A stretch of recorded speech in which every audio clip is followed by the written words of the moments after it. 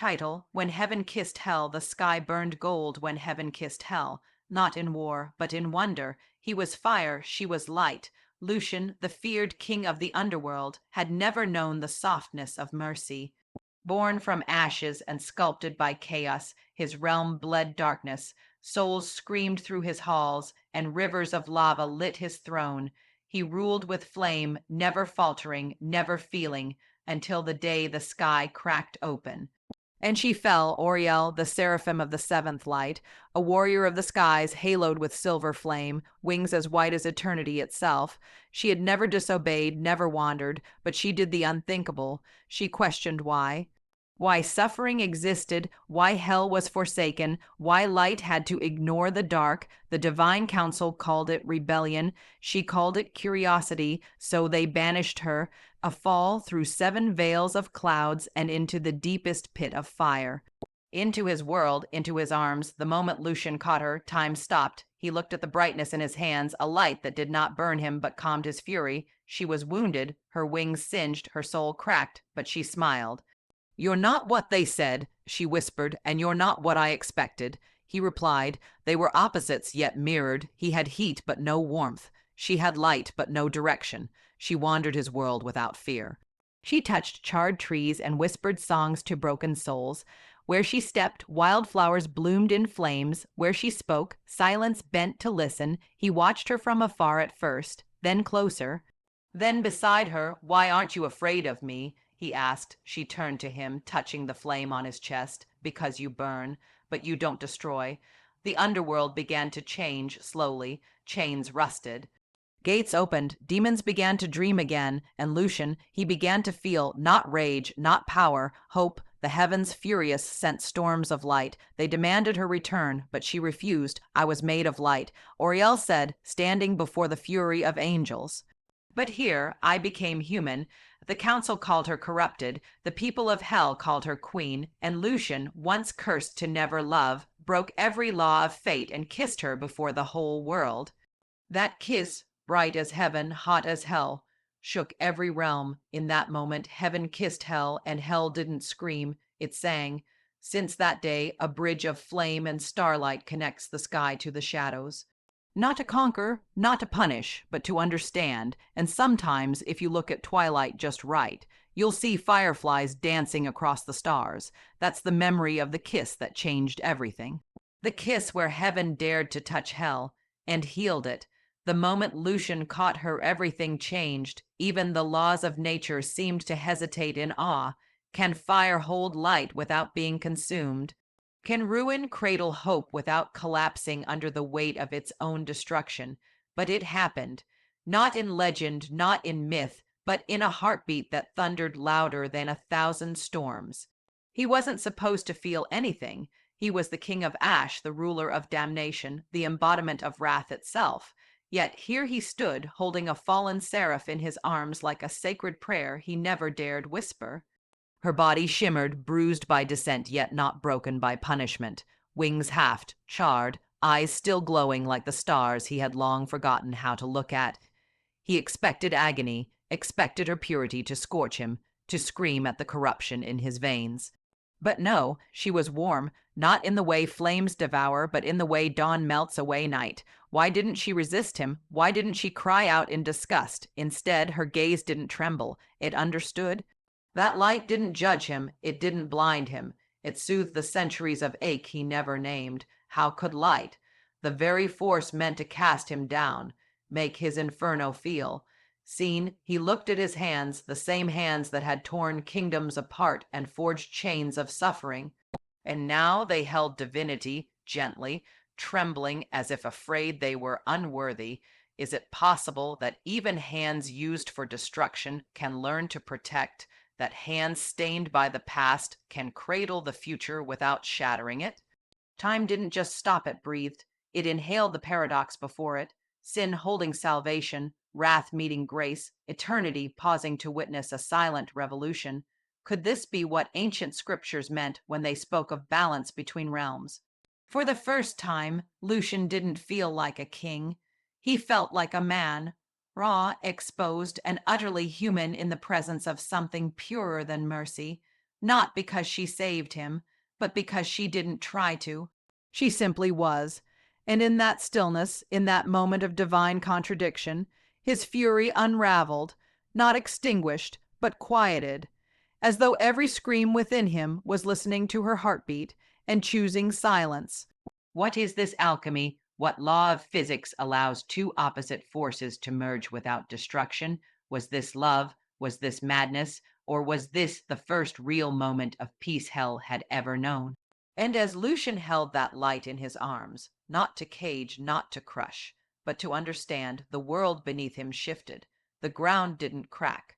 The sky didn't fall. Instead, something else fell. His defenses, his rage, his centuries of isolation. Because sometimes it only takes one touch from the right soul to remind even the devil himself what it feels like to be alive. Why wasn't she afraid? Shouldn't she tremble like the rest? Shouldn't she fall to her knees in fear like the angels before her, like the mortals who dared whisper his name in prayerless dread? This was Lucian, not a man, but a myth forged in fire, feared across dimensions. His presence wasn't supposed to invite peace. It was meant to haunt, to shatter, to remind all things of the final consequence. And yet, this fallen seraph looked at him as if he were worthy of understanding. How dare she? Or rather, how dare she see him? She didn't flinch at his molten eyes or the roaring heat that rose from his very skin. Instead, she stepped closer, barefoot on brimstone, her hair catching the embers like threads of stardust defying gravity. Could someone so divine walk willingly into ruin without turning to ash? What power lived in a heart that faced fear and called it beautiful? She reached out, not cautiously, not hesitantly, but with sacred intention, and laid her hand on the inferno swirling inside his chest. And it didn't burn her. It should have. Every living thing he had ever touched before had screamed, but her touch was different, like rain on wildfire, not to extinguish, but to cool, to listen, because you burn, but you don't destroy. What did she mean? Could she see what he couldn't? Could it be possible that his flame, his curse, his fury, was never meant to annihilate but to transform? That maybe the fire he carried wasn't a punishment, but a misunderstood power waiting to be guided by truth? Was his essence not born to erase, but to cleanse, to forge, to rebuild from brokenness? In her eyes, he wasn't the villain. He wasn't the beast. He wasn't even the king. He was simply Lucian, the one who still carried the ember of something once sacred, buried beneath centuries of hate, betrayal, and exile. How could a single sentence unravel what thousands of years of war never could? Could it be that no one had ever dared speak to him without trembling? Could it be no one had ever touched his pain with reverence instead of revulsion? She didn't pity him. She didn't worship him. She recognized him as if the fire in his soul was not foreign to her. Perhaps it mirrored her own. Perhaps heaven and hell weren't enemies, but estranged siblings lost in translation. What if fear was never the right response to him? What if all along the world had mistaken heat for harm, intensity for evil, and pain for corruption? He looked at her hand resting so softly against his chest, calming the storm within. Had anyone ever tried to understand what burned inside him? And in that moment, with her standing amidst ash like a beacon of faith, he realized something terrifying and beautiful. She believed in him, not in his title, not in his power, but in his potential. Do you know how dangerous belief can be in the hands of someone forgotten? Do you know how healing it is when someone chooses to see who you are instead of what you've been made into? Her words were not just comfort, they were revolution. She challenged everything he thought he knew about himself. He had been fire, yes, but maybe he was also warmth. Maybe he could be the hearth, not the Holocaust. Maybe his fire could be felt without being feared. And just like that, her sentence etched itself into the core of his being. You burn, but you don't destroy. A reminder that fire, too, can illuminate, that power, when met with compassion, doesn't need to conquer, it can care. So he stood still, not because he was afraid to move, but because he didn't want to risk breaking the first moment of truth he'd ever known. What if she was right? What if the very thing he hated in himself was the one thing that could save him? She didn't preach, didn't plead, didn't promise change. She didn't try to fix him like some broken myth. She didn't try to fight him like the rest of the world had for centuries. She didn't tremble or run. She stood fully present, heart wide open, like silence wrapped in light. Do you know what kind of strength it takes to simply be, without agenda, without armor, without fear? In a world that teaches us to become louder to survive, she found power in stillness. He had heard countless voices through the ages, begging, cursing, fearing, manipulating, but never silence like this. Never presence so unwavering it made the walls around his soul feel like paper. She didn't come to conquer the flames. She didn't come to survive them. She came to understand them. He had always believed that his fury was his identity, that anger was his heartbeat, that chaos was his crown, that if he ever let it go, he'd vanish into the nothingness they all said he was made of. But then came her, and she didn't touch his rage with resistance. She embraced it with stillness, and suddenly his fury, the fire he wore like armor, started to unravel thread by thread, ache by ache. How could silence be stronger than fire? How could her mere existence undo what centuries of pain had forged? She was a contradiction, light born of rebellion, grace without judgment. Her stillness was not weakness. It was defiance of the highest kind. Do you know how hard it is to be still in the presence of torment? To hold peace in your bones when the world around you is built on screaming? She stood in hell and didn't shiver. She stood in front of a God of wrath and saw him, not his myth, not his mistakes, him. No one had ever stood in his presence without flinching. No one had ever allowed his rage to settle instead of suppressing it. She didn't try to extinguish him. She didn't call him cursed. She offered him nothing but space. Space to breathe, to break, to feel. How could something so simple feel so impossible?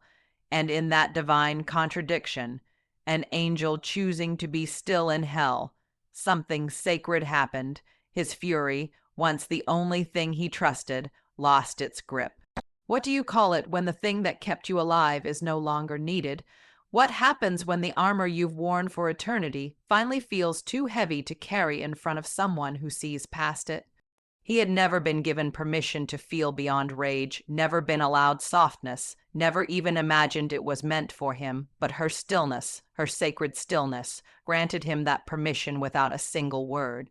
Because sometimes the most powerful thing a person can do is not run. Sometimes love doesn't scream or kneel or demand, it simply stays. And in that staying, in that holy quiet, the storm inside him paused. Do you realize what that means? That the very embodiment of destruction paused, not because he was forced, but because he was finally safe enough to, not by chains, not by threats, but by presence. Her existence shattered the myth that rage was stronger than calm. She taught without teaching, healed without touching a wound, and he, the god of fury, the master of flame, let go because someone, for the first time, believed he didn't have to burn everything down just to prove he existed. She didn't rescue him. She reminded him who he was before the fire, and in that moment, still as starlight, he realized sometimes stillness is the loudest revolution of all. How could a single touch carry the weight of redemption? How could one moment, a mere brush of presence, intention, and truth, shatter centuries of isolation, silence, and fire? But it did. It wasn't a spell, it wasn't a miracle, it was something even rarer, a soul recognizing another beneath the ashes. Isn't it terrifying that we can live entire lifetimes surrounded by voices, yet never feel seen? He ruled with fear, wore rage like a second skin, walked through storms made of screams, and still he was numb. Until she touched him, not to tame, not to test, but to tell him, you are still alive. Do you understand what that means? Not surviving, not existing, alive, feeling without needing to guard, breathing without flinching, hoping without punishment. Could something as simple as touch unchain what centuries of suffering failed to erase? She didn't offer escape. She offered awakening. Her hand on his chest didn't burn, didn't tremble. It believed. He had been touched before, By war, by power, by betrayal, but never like this, never with reverence, never with recognition. That touch didn't just land on skin, it reached memory. It told forgotten parts of him, I see you. I remember you. What kind of soul does it take to reach into someone's ruin and not turn away, to hold the monster without trying to kill it? She didn't need to speak. Her silence carried more compassion than scripture. In that one act, she reminded him that beneath the fire, beneath the title, beneath the myth, he still mattered. He wasn't just a force of destruction. He wasn't just a warning carved into divine law. He was Lucian, and Lucian could feel how many of us are waiting for that one moment, that one soul brave enough to reach past the smoke and say, you are not beyond saving. What does it mean to be touched, not physically, but spiritually? By someone who sees the war behind your silence, the grief behind your pride, the child beneath your rage. Can a single moment undo 1,000 years of exile?